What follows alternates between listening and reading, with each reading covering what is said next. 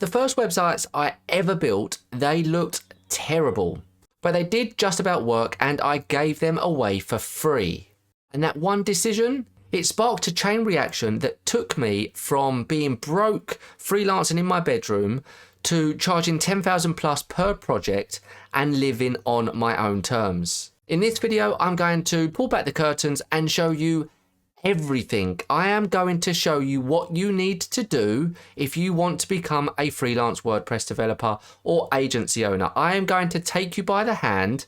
I'm going to show you everything on my screen about how I launched and scaled at that early stage, how I was getting my first clients, how I priced those first clients, how I proposed to those first clients, to the point where I was charging people 10,000 plus building their e-commerce businesses. I am going to show you every single secret that I normally reserve for my courses, for my coaching programs. And I'm not going to ask a single thing from you today. I do not want your email address. I do not want you to pay me any money. This is just me showing you guys how I did that, because for a very, very long time now, I've had so many people ask me how I did it. So in this video, I am going to hold no secrets back and show you the exact steps that I took so that you can go away and do the exact steps too. Okay, so first things first, who even am I? So I am Ricky. I have been a WordPress freelance developer now since 2010 is when I first officially started. I used to build websites just for fun. I used to build different blogs, which I later went on to monetize. And I used to do this alongside my retail job. So I was a retail manager working in a supermarket for 7 years. I ended up becoming a store manager, and to be completely honest, that was literally the rocket fuel of my career, because I learned so much from retail, how to manage teams and everything else. So if you are ever working in retail or a McDonald's or any kind of fast-paced environment, do not knock yourself. Trust me, the experience you get from that, you can take away and apply to anything that you do later on in life. Anyway, I'm going on a tangent. What are you going to learn today? I'm going to be showing you guys exactly how I grew my business. You guys can take inspiration from it. You can rip it off and do exactly what I did. It's completely up to you. Maybe you'll watch it and think that there's a couple of good ideas you can go away and apply to your own business, which is great. Maybe you're just starting and you want to get a complete blueprint, a complete strategy, then you're going to get that from this video as well. So what do we have here? Okay, so I am not here to sell you anything. This is just a YouTube video which I am giving away completely for free, and just drawing the curtains on how business owners, agency owners, freelancers, that I was able to find the freedoms that I've been enjoying now for the past decade, and show you exactly how I did it, because there isn't too many people that wants to give this kinds of information away without charging for it, even though I do charge for it and I do have paid programs and courses, blah, blah, blah. That's not what I'm here to sell today. I'm here to just give you insane value. Well, hopefully insane value. Okay, one thing that you can do actually is, if you like this video, please just give it a like, because that goes a long way to helping it reach more people so that more people can learn from it. It's the one free thing that you can do for me today that can really help and go a long way. So that's one thing. And if you enjoy the video, then give it a subscribe and you will be the first to know when I produce more cool content. I mean, why would you not want to subscribe? Anyway, my business model, we are going to dive straight into this now. We're not going to be chopping around with a load of fluffy stuff. I'm going to show you exactly what I did and over what period, and what you need to go away and replicate, what you need to go away and do to replicate that. So what did I do? So I sell niche websites. I used to build small e-commerce websites for businesses, and I used to charge them over £10,000. Anything between sort of 8,000 and 15,000, depending on how many products, how many different archive pages, how many different pages in total. I built some projects which literally had over 12 different templates that they needed. They wanted all kinds of carousels and loop grids and dynamic content and product pages and everything else. And of course, that's going to cost a lot more. Now, I'm not saying, as somebody that is just starting out, like yourselves, let's say that you're just starting out, You don't have to go away and do those kinds of big projects. In fact, I encourage you guys not to do those kinds of things because it can be incredibly intimidating. You are already probably fighting imposter syndrome, just as I was, where you think that you shouldn't even be in a place to charge people what you do because you feel that you're not good enough. I get that. I was there, but just know the very act of doing it's almost like a self-fulfilling circle. You haven't got the experience to be able to convince yourself that you are good enough, and to go out there and get the experience that you need, you have to think that you have to do that thinking that you're not good enough. It is literally a paradox. It's paradoxical by nature. To get started is probably the hardest thing. So when somebody says you just need to go out and do it, honestly, that is probably one of the best pieces of advice that anybody can give you, because it is only by doing it that you'll get the confidence, more confidence, to feel like you know what you're doing, to then go out and want to do it even more. So that is what I used to sell. Small e-commerce businesses for small startups, small businesses, local. Some of them was in the US, some of them was in Australia. There was a couple of CBD ones, a couple of all sorts of different ones. Again, you guys need to find your niche and stuff, and we'll be covering that in just a minute. So client acquisition in the early stages. So this is going back in 2011, 2012.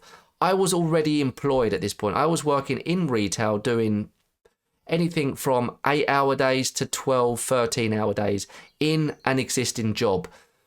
If you guys have a job already, stick with that job. Try and do this on the side. Don't quit until you've got money coming in regularly. And again, this is something else that I will say.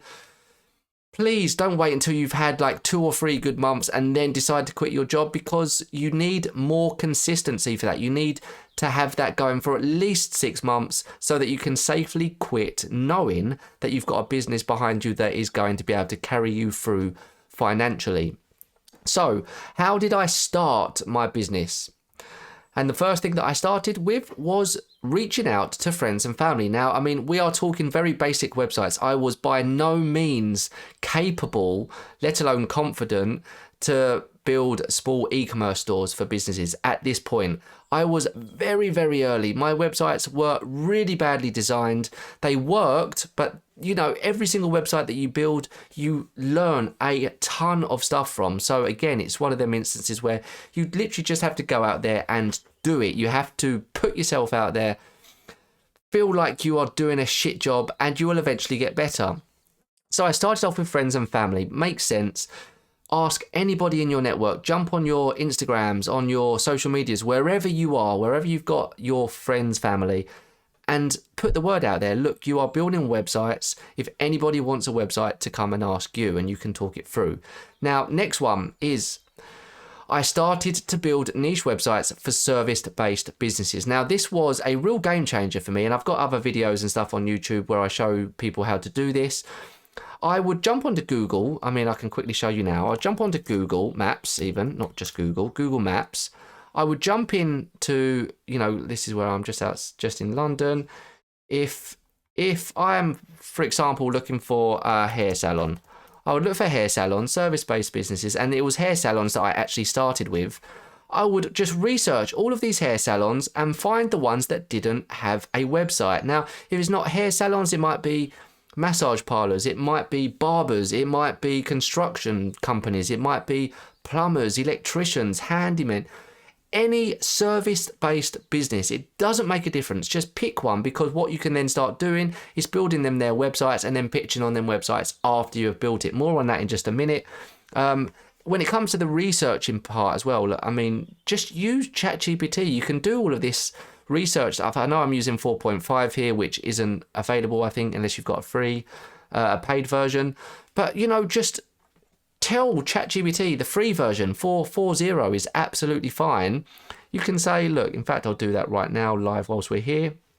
Let's switch that over. In fact, let's start a new ChatGPT, and I'll just do a voice note here.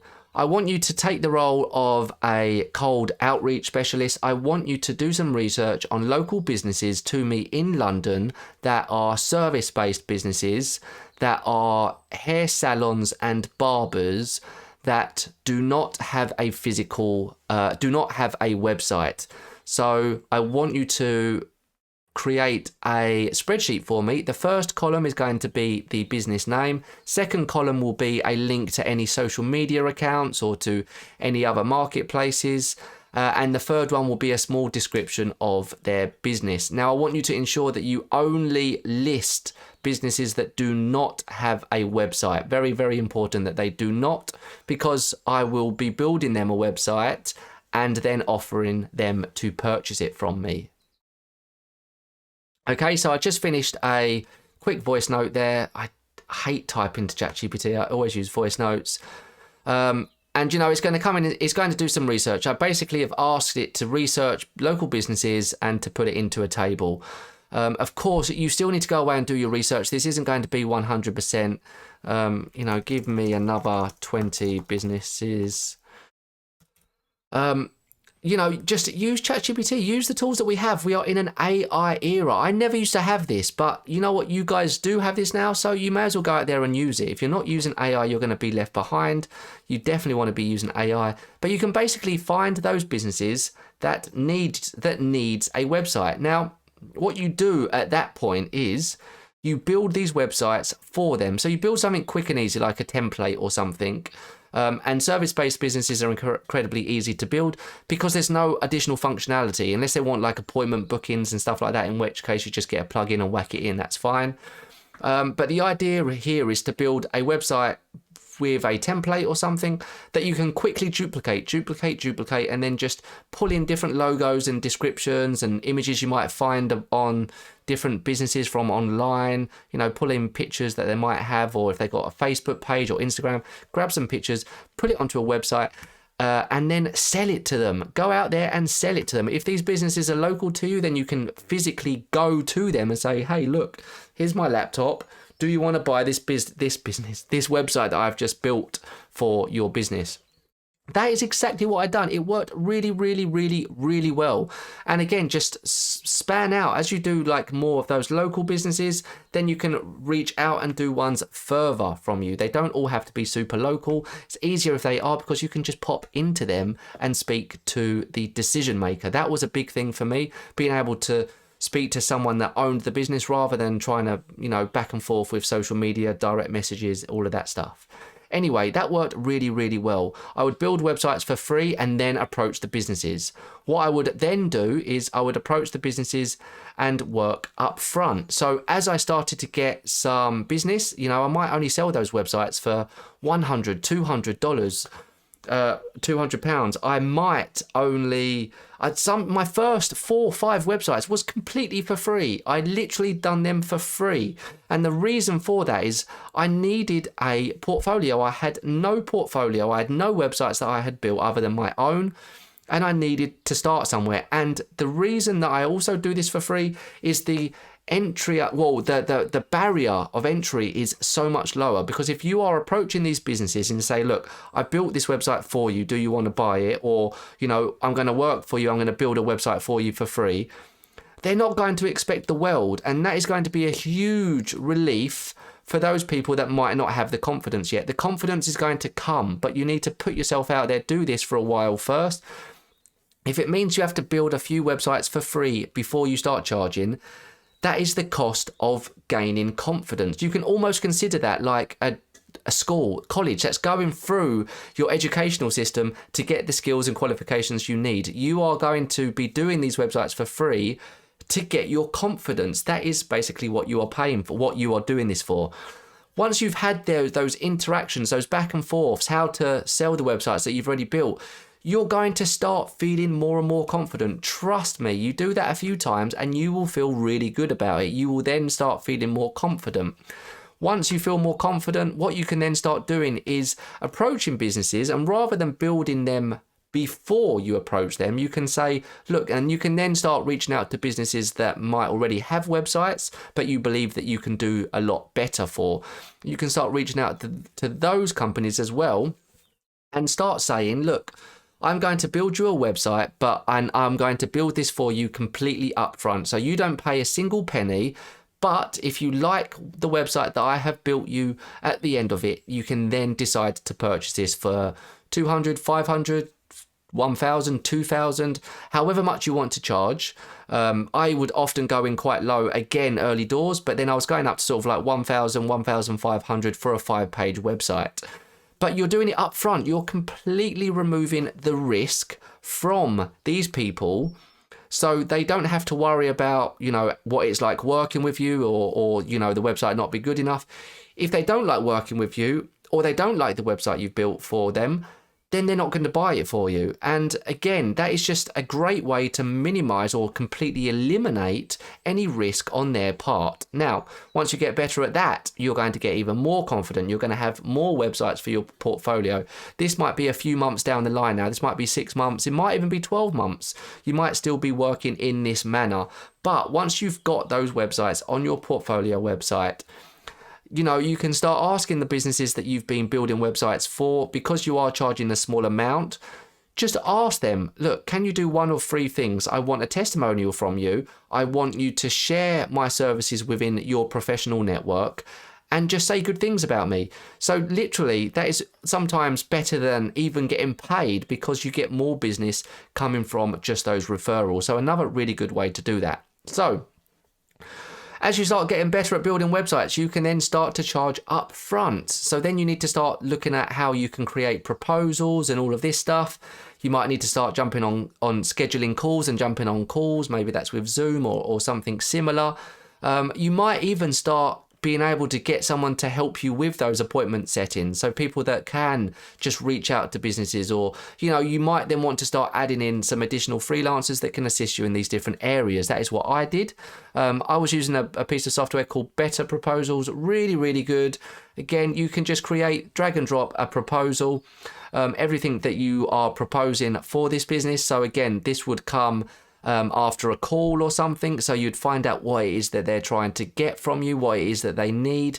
And again, when you're trying to sell these websites in the proposals, remember, it's the emotional language that you use that is generally going to be the thing that convinces people to work with you. So, you know, rather than why you should be working, they should choose you, you want to make it more to do with them, their businesses, their customers. And something that I really, really loved to do was, you know, I would propose to make a website that is going to build trust and community between them as a business and their customers. So everything that I do with my websites, with my designs, is all about building trust for them and their customers, so that they get more customers come through the door, so they get more business. It isn't just because, oh, you're going to get seen, your website will get seen, it might rank a little bit higher in the search engines, it's going to create a better user experience. Yes, it will. And yes, you do want to talk about that on your proposal, but ultimately it's about building that trust with them and their customers. That is why it's going to that is why they should be working with you, because you build websites that builds trust. That worked really well for me. If you guys want to go away and give it a go, absolutely, maybe experiment a little bit, but that worked really, really well. At the end of the proposals, you are going to have a price. If we get to the bottom, here we go. You know, whatever you decide to include in the price, do not talk about price in any initial calls. If you are doing cold outreach or anything like that, don't talk about price. Get them on a Zoom call, get some details, and then get the price over them. Because, you know, when they start saying, yeah, but just give me the price, you know, you need to say to them, well, I need to find out a little bit more about your business, how I best can serve you, what it is that you need from me and my team, etc., and then you can get a price over to them. So once you've got to that stage, you are then going to be working with proposals. You're going to be getting proposals over. You're going to be charging more for your services. You might be charging, say, $1,500 for a 5-page website, something like that, which you can build in 3 or 4 days if you've got the experience. But the most important thing is you are going to feel more confident at this point.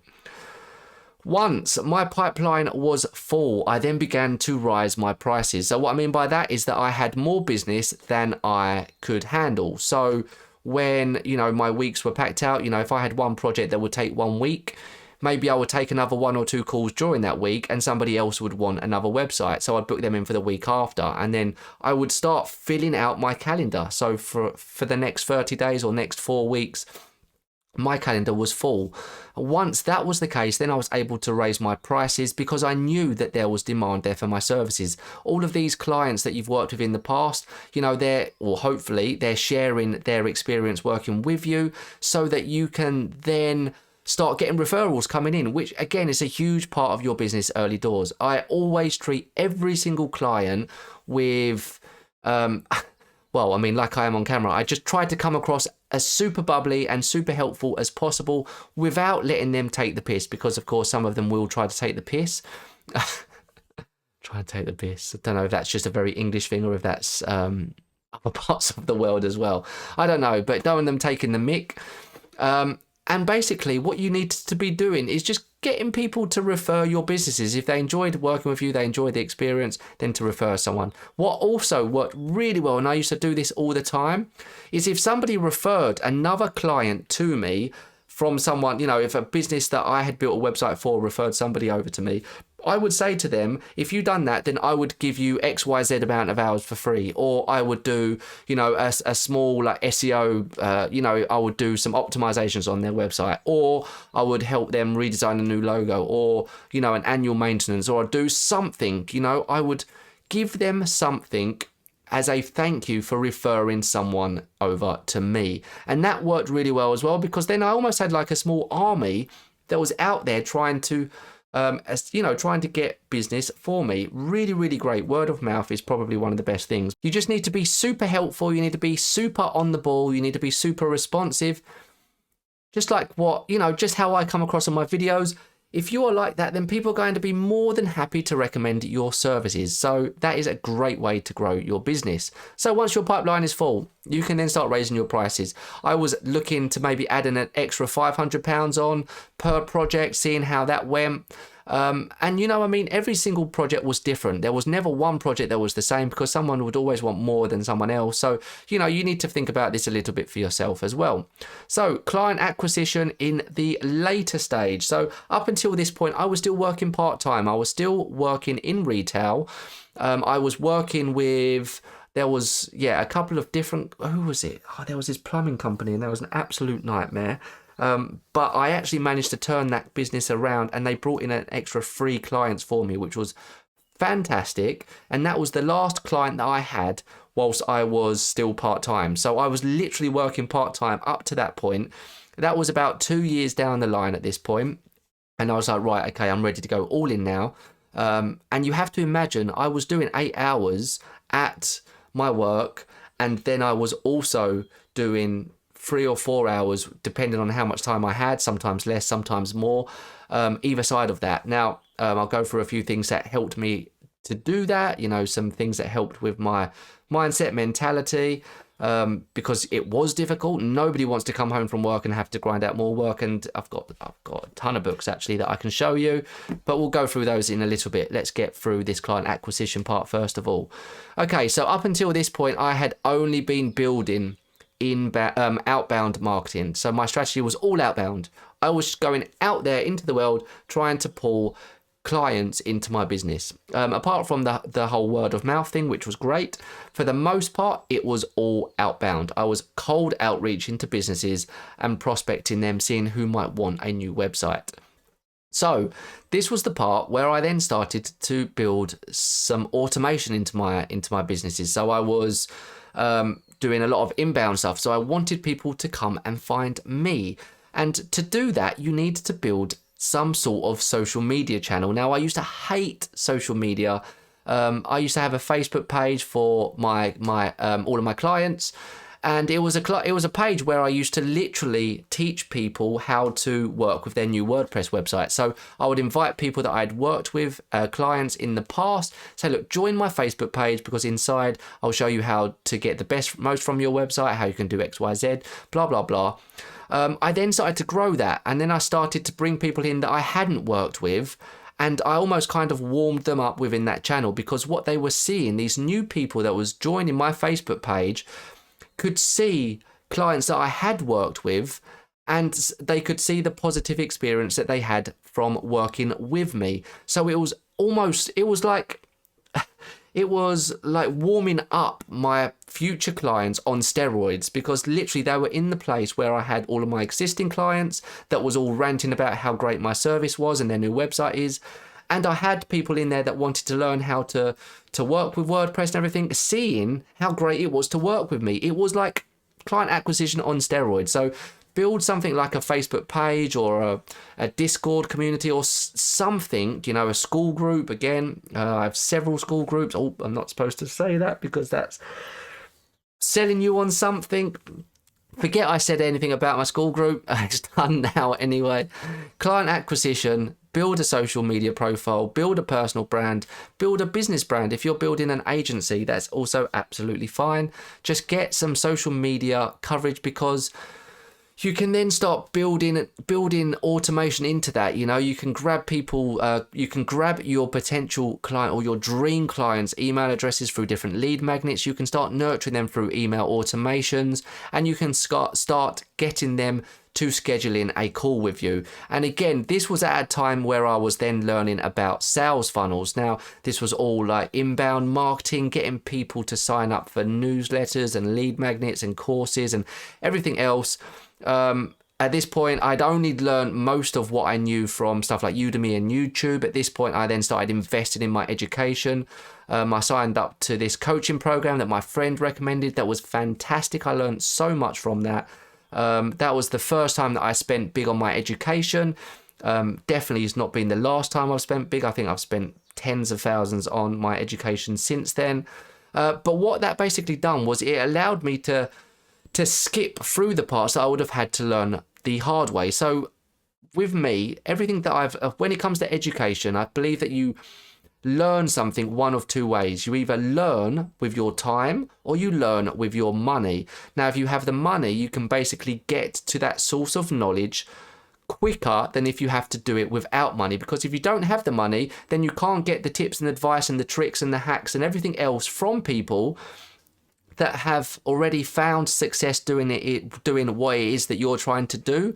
And you have to figure all of that stuff out yourself, which takes time. It takes years. So you either pay with your time or you pay with your money. I chose to pay with my money, and it just catapulted, sped everything up. I was able to grow a lot faster through that education. So then I had an inbound system where I had like a flow of maybe 8 calls per month, maybe 10 calls. I think there was some months where I was booking in 20, 22 calls. I thought at that point I was going to have to get in an appointment setter, which I didn't actually end up getting until later on. But you know, the calls would come in, they'd ebb and flow in. Sometimes there'd be lots of calls, sometimes there wouldn't. But basically, I would convert 1 to 2 of those calls to paying clients. So after those calls, you know, I'd get the proposals over to them, what I proposed for them, and 1 or 2 of those clients would take me up on that. Now, at this point, I was doing well. I was building the e-commerce businesses that I was talking about. So that was kind of my niche. I was helping e-commerce businesses get their business off the ground. If they're startups or if they were maybe on some of those stupid platforms like Wix or hosting a page builder or something like that, and get them onto WordPress, because of course WordPress is the best. Get them over onto WordPress and build their business for them, you know. And again, all about trust. You know, they would want to work with me because I am going to bridge that gap of trust between them and their customers. They're going to want to buy and want to give all of their money to this business because they've got this beautiful website that commands trust. Anyway, at this point, so now we're looking at about 2015, I started to grow everything. I was becoming too busy. I couldn't do everything myself, so I got a VA in, and she started to do a lot of cold reach and appointment setting for me. Now, she was by no means perfect from the start, but I jumped onto Upwork, and from Upwork, I put out a proposal. I said I needed a VA that could help with appointment setting and, you know, doing some admin stuff and everything like that. And I got someone coming in for like 5 hours a day. I would pay them every 2 weeks. She refused to to be paid monthly. For some reason, her name was Ellie. She wanted to be paid every 2 weeks, which was really hard for me to wrap my head around. But nevertheless, she was really good. She sounded, on the phone, she sounded American. I don't know how she got the accent. She said that she used to watch a lot of Simpsons, which made me laugh. But basically, she was then able to, hop on calls and arrange different things for me, chase people up if we hadn't heard from them. She really made things a lot easier. And this is just with one virtual assistant in my business. It allowed me to concentrate on the things that really generated the money. So it was like those sales calls and everything else like that. And then I kind of got to a point where I'm like, okay, do I scale this further and start bringing in employees? Do I bring in other developers to help me with this? Do I bring in appointment setters? Do I bring in closers? Do I go all in on this? Or do I just stick with like this whole solopreneur business that I'd been up to at this point? And I was enjoying what I was doing, but it was also at a time where I was really getting into SEO. So I was doing a lot of content marketing. I had 7 blogs that I'd built at that same time. A lot of blogs that I built when I was traveling. So I had a few different travel blogs and stuff, and they were all starting to generate a passive income as well. And that whole process of building blogs for myself, I learned a ton of stuff about SEO. So what I then started to do in 2016, end of 2016, was I started an SEO agency. And what I actually done was I combined some of the skills and services that I had in my freelance career as a WordPress developer, and was able to bundle in some different SEO aspects as well. So, some clients that I had, I would just upsell them on monthly reoccurring revenue, stuff like packages, like on-page optimizations, link building, speed optimization, stuff like that. So then I really started to grow the offerings that I had within my business to the point where I almost come away from WordPress development and focused solely on SEO. So that is kind of the life cycle of my WordPress freelance development. I don't do so much WordPress development now. I do very occasionally pick up the odd projects, but generally these are very bespoke projects, and these are coming from businesses, or should I say contractors, friends of mine that are already in the WordPress space, and they might have a huge project or something and they just want my help in that project. So I'll just jump in on a contract basis, not just me on my own doing everything. I would generally work with people now, but I had an option then. I could have gone all in and grew a big team and everything else, but I'll be completely honest with you now. At that point, I felt pretty burned out because I'd been doing like 12-hour days for like 4 years. I didn't really have any holidays. I hadn't really had much time to do anything other than work. And I was like, you know what? I just want to offload some of this work, take on less jobs because I was charging more at this point. So I didn't have to do 4-hour weeks. If I could do one project that took me 2 months and I got paid £20,000 for it, then I could take a month or 2 off. And that is exactly what I did. I started to realize that it wasn't all about the money, not for me anyway. Some people are completely different and they just want to earn more and more and more. With me, it wasn't like that. I wanted to find balance between what I was like, how much I worked and how much free time I had. And I started to do a lot more traveling, and I started to work remotely, and I started to do all kinds of things, which was fantastic. I loved it because then I felt like I'd found my place. And it was at that point that I started to build Friendly Turtle, which was my first e-commerce business. I've been building e-commerce businesses for all of these clients up until this point, and I was like, let's just do this for myself. It's about time. I know exactly what I'm doing now. I know SEO, I know digital marketing, inbound, outbound, everything else. So let's set up my own e-commerce business. That's exactly what I've done. Now, I'm not going to go in about loads of details about Friendly Turtle, other than, I grew and scaled it to $1 million a year in turnover, and then I sold it after 4 years. So I managed to exit that company, which I've been told for a first-time business owner is very impressive. So gave myself a little pat on the back there because I was able to sell that after 4 years. And the experience that I got from it was phenomenal. Maybe I'll make another video. In fact, maybe I will make another video about that experience building an e-commerce business.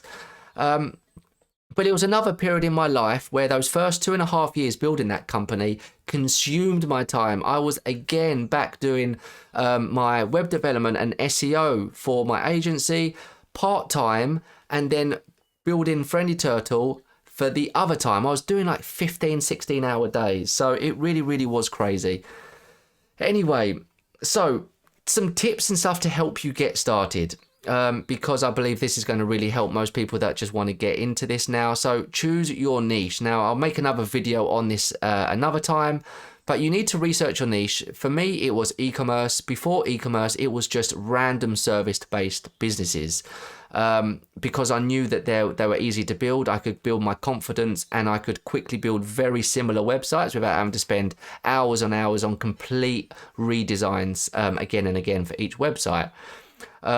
Get your buyer persona done. You really need to understand your buyer persona. So use ChatGPT for this. It is fantastic for researching, who, what, where, why they do what they do, why they might need the websites, blah, blah, blah, blah. This is all going to be stuff later for your inbound stuff. So when you have your niche and you are creating content for that niche, it's really important that you know exactly the sort of content that they're looking for, if you're doing like content marketing or if you're doing social media.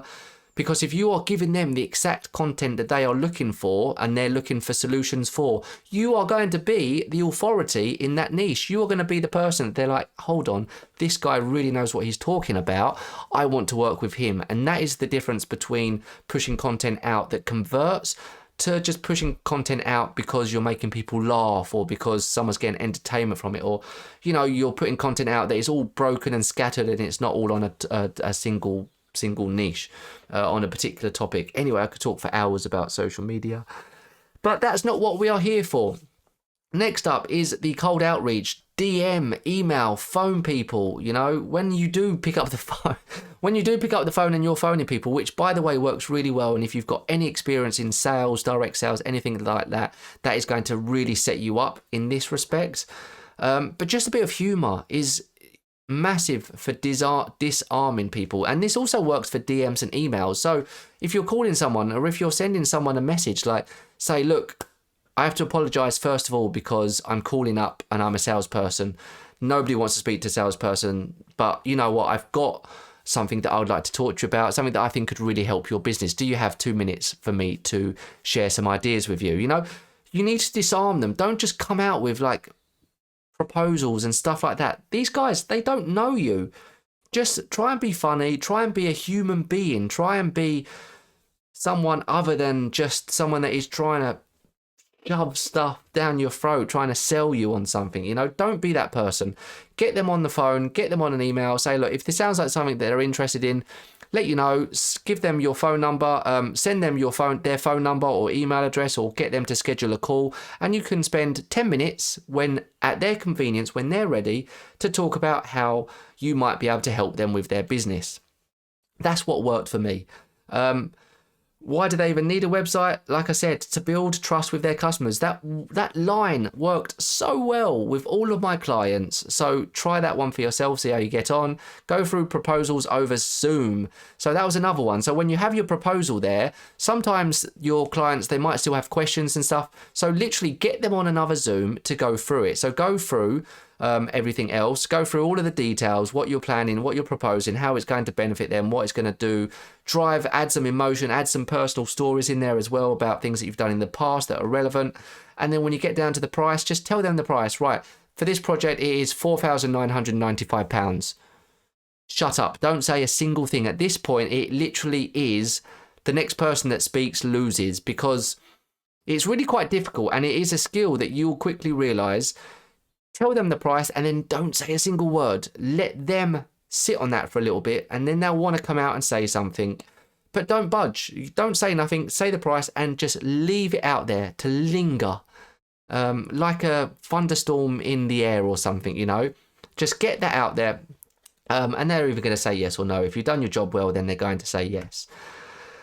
And that is basically how I would start my business today. That is how I did start my business. The exact process and strategy that I done to go from earning, nothing, building websites for free, to being able to charge 10,000, 15,000 plus per project as a freelance WordPress developer.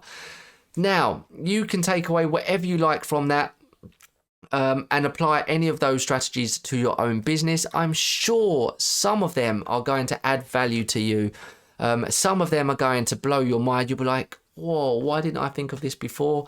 And some of them you might think are just outright stupid and you would never do, which is also totally fine. I don't care because I've made my money. So that is basically how I grew and scaled my business. So if you guys want to go away and copy exactly what I've done, you've got everything that you need right there. So go away and let me know how you get on in the comments. Don't forget to give us a like because this video was insanely good, obviously, and to give me a subscribe if you want more content just like this.